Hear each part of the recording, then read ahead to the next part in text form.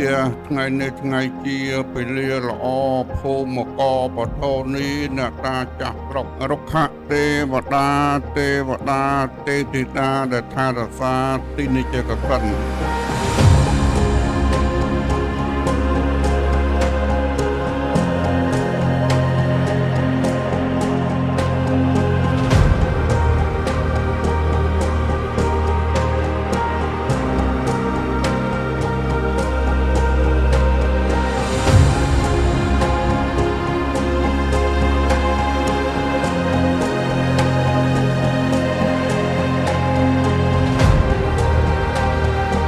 ថ្ងៃនេះលោកតាំងគឹមឆាយនិងលោកស្រីជាគ្រប់តាំងលោកសងហុងនិងលោកស្រីហេហឿងលោកបានរៀបចំមង្គលអាពាហ៍ពិពាហ៍បុត្រានាមគីទីតណាជាគូនឹងបុត្រីនាមនឹងកញ្ញាសងមួយវោ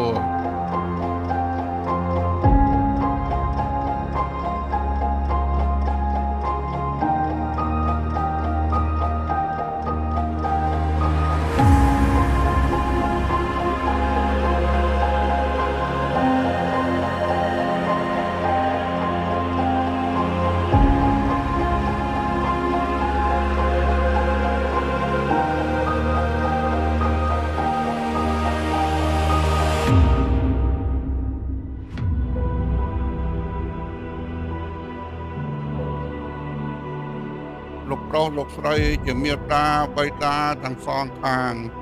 លោកបានតាក់តែងនៅខាតចនិយៈពោជនិយាហាដ៏មានអោជារស់